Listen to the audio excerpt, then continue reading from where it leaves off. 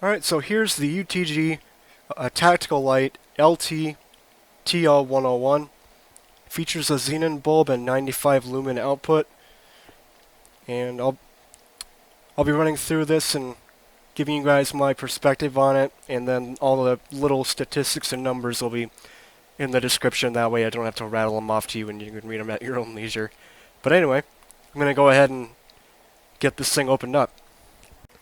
I almost forgot to show you guys around the box. So here's some of that stuff that you might be interested in. Again, it's just the statistics and stuff.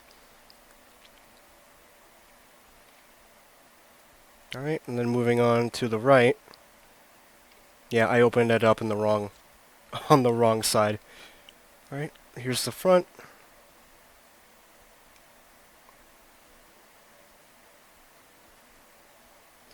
And then here is the one side left.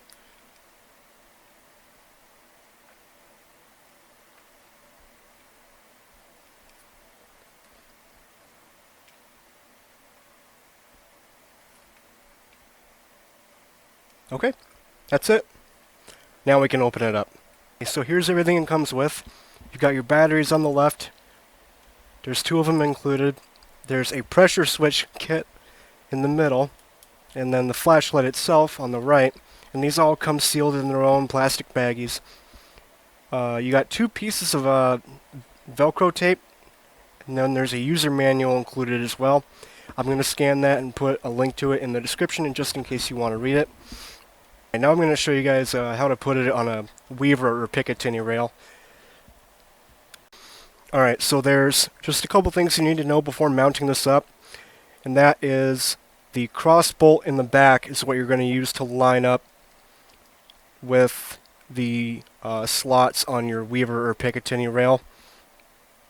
And then I'm sure most of you already know how to utilize a mounting plate. So the first thing I'm going to do is make sure that my cross bolt where my fingernail is lined up with the rearmost or frontmost, depending on how you want to position it.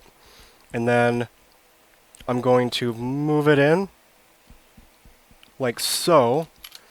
Okay.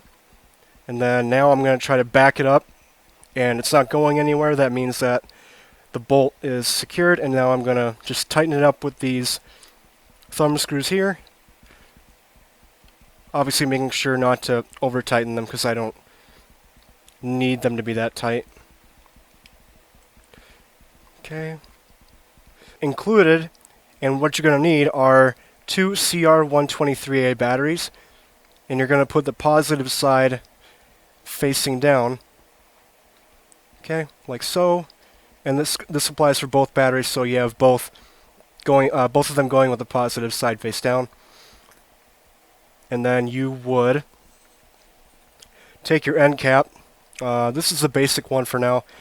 This is the one that allows for twisting and turning. And then I'm going to put the flashlight down for a moment and show you how to get this set up. So what you're going to do is you're going to take this part here. Let me get it. Okay, yep. So you want to get not this one, but this one where the grooves for the threading are more visible. And then you're going to take this piece here and just drop it in. And then you should find how to position it where it just sits nice and flush in there. And then what you're going to do now is just push it in and thread it on. And then once you have it turned on or tightened enough, you'll notice that the light turns on by its own. And that's because what you can do here with this back switch is you can loosen it to turn it off, and then quickly turn it to the right to turn it back on. Or what you can do is loosen it up just a little bit, and then you can press and activate it, and then it shuts off immediately after your finger lets go of the back button, the push button. So, and then the focus is adjusted by turning the front. That's going to adjust your beam focus. Or sorry, you're going to turn it to the right. You're going to turn it clockwise to spread out the beam. You can see the halo growing. Yep, okay. And then you would tighten it, turn it to the left. counterclockwise to tighten up the beam, and then turning it clockwise would spread it out.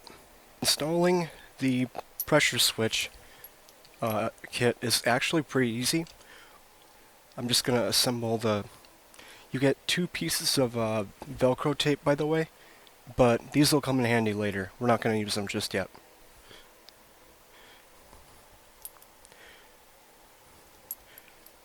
Just get all my stuff assembled here. Okay, first thing you're going to do is you're going to route the pressure switch through, there we go, and you're just going to route this through until this hits here, and then there we go.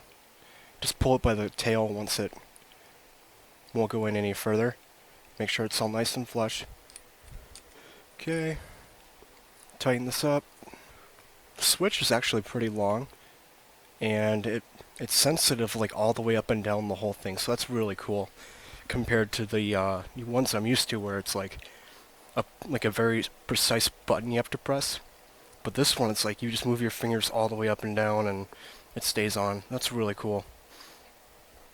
So the only thing left to do, well, it's to untangle this shit.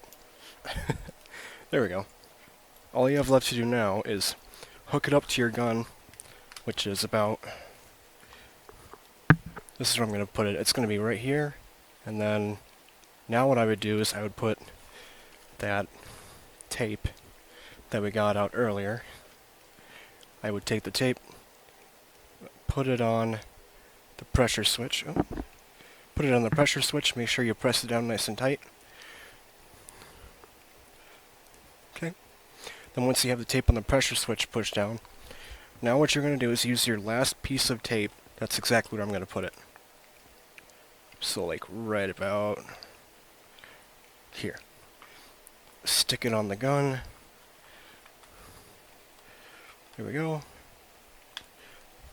Alright, so let's get that strung up. There it is. I've got my M9 all nice and pressured up. So, yeah. You know, it's a pretty cool light. I mean, 95 lumens isn't that great, but, you know, it's still a good beam. I mean, this is just a fun little old piece from the early 2000s that I saw and wanted to take a look at. So I'm really glad I bought this. I mean, this was a fun little thing to play around with. Does it compare to modern day flashlights like LEDs that you can get on eBay for like $15? Not a chance. So here's a view of my can. I don't like it at all. From a performance standpoint, from an aesthetic standpoint, I just don't really care for this at all. I wouldn't have liked it then. I don't like it now. That's what I have to say about it. So, back to the can it goes.